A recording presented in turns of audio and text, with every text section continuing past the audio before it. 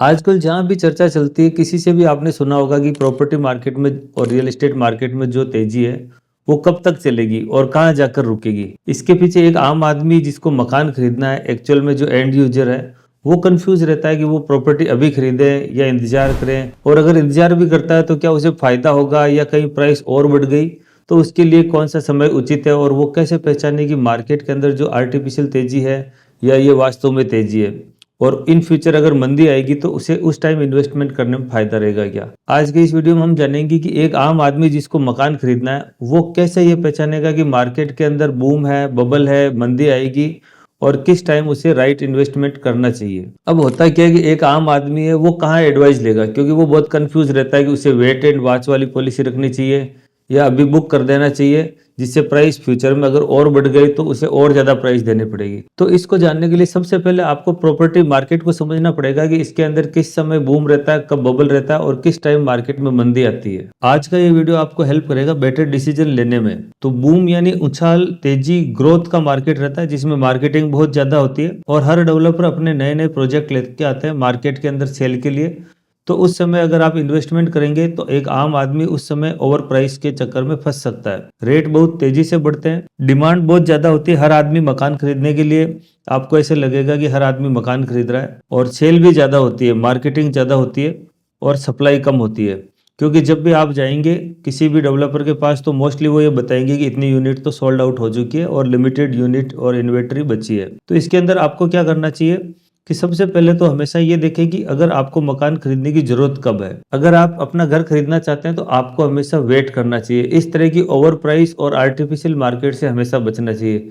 जिस टाइम चारों तरफ शोर होता है ना, हर आदमी खरीद रहा है, हर आदमी खरीद रहा है, प्राइस ऊपर जा रही है, आपको वेट करना चाहिए। अगर आप वेट करेंगे तो आपको राइट प्राइस के अंदर एक बेस्ट लोकेशन और एक अच्छी प्रॉपर्टी खरीद सकेंगे। क्योंकि आर्टिफिशियल मार्केट के अंदर क्या है कि जो तेजी बनाते हैं वो भी पंप एंड डंप होता है। जिस तरह स्टॉक मार्केट के अंदर आर्टिफिशियल तेजी होती है, उसी तरह रियल एस्टेट मार्केट में भी क्या होता है कि जैसे ही कोई प्रोजेक्ट लॉन्च होता है, उसके अंदर बहुत से इन्वेस्टर होते हैं जिनको एक्चुअल में वो एंड यूजर होते नहीं है, न उनको मकान लेना है, न फ्लैट लेना है, न वहां पर रहना है, लेकिन उन्हें अपना मनी वहां पर डंप करना रहता है और इन्वेस्ट करना रहता है। तो ऐसे में जिसको एक यूनिट लेनी होती है वो वहां 10 यूनिट का पैसा एडवांस दे देते हैं, और वो ये सोचते हैं कि जब ये प्रोजेक्ट रेडी हो जाएगा और इसकी प्राइस जब बढ़ जाएगी तो अपन बाकी यूनिट सारी सेल कर देंगे और अपना एक प्रॉफिट बुक कर लेंगे। इसके अंदर होता क्या है कि एक बहुत सी आर्टिफिशियल इसमें डिमांड पैदा हो जाती है, जिसके अंदर एंड यूजर और एक्चुअल में जो बायर होते हैं, जिनको घर खरीदना होता है रहने के लिए, वो लोग कम होते हैं, और इसके अंदर बहुत सारे इन्वेस्टर होते हैं, उनका पैसा इसके अंदर डंप हुआ हुआ रहता है। क्योंकि आप जानते हैं कि इंडिया में जितना भी ब्लैक मनी होता है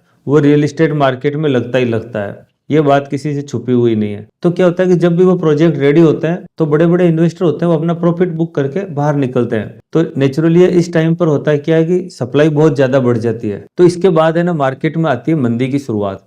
क्योंकि हर आदमी अगर सेल कर रहा है तो बाई कौन कर रहा है। तो इस तरह से मार्केट में करेक्शन का टाइम आता है और मंदी की स्टार्टिंग होती है। तो इसके बाद अगर आपको मकान खरीदना है, और ऐसा समय आपके लिए एक आम आदमी जिसको घर खरीदना है उसके लिए हमेशा उपयुक्त और परफेक्ट रहता है। क्योंकि उस टाइम पर अगर वो अपना मकान खरीदेगा, एडवांस देगा और बुकिंग करेगा, उसके पास नंबर 1 तो ये बेनिफिट रहेगा कि बहुत सी चॉइस होगी, बहुत सी यूनिट रहेगी।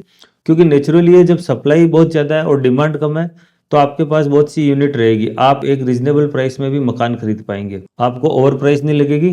और इसे आप इस तरह भी समझ सकते हैं कि जो भी आदमी होता है ना, इन्वेस्ट करता है, चाहे मकान हो, स्टॉक हो, गोल्ड हो, सिल्वर हो, हर जगह रियल एस्टेट मार्केट हो, जो करेक्ट प्राइस के ऊपर खरीदता है ना, वही प्रॉफिट बनाता है और वही हमेशा अच्छा रिटर्न पाता है। क्योंकि शेयर मार्केट में भी आप देखेंगे ना, जिन्होंने भी तेजी में लिया, ऊपर की प्राइस में लिया, वो फंस जाते हैं।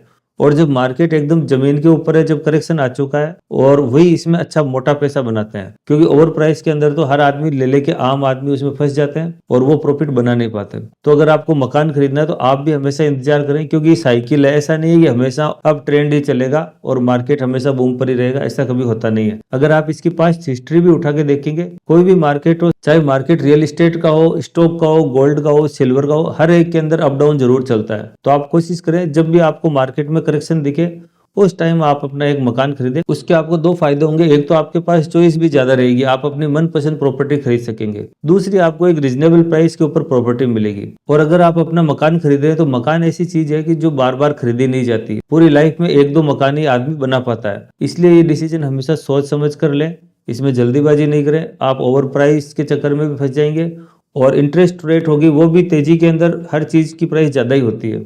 इसलिए अगर आप करेक्शन के टाइम लेंगे तो आप निश्चित तौर पे एक बढ़िया प्रॉपर्टी अपने लिए खरीद पाएंगे। और तेजी होती है उस टाइम हर चीज़ की मार्केटिंग भी ज़्यादा होती है।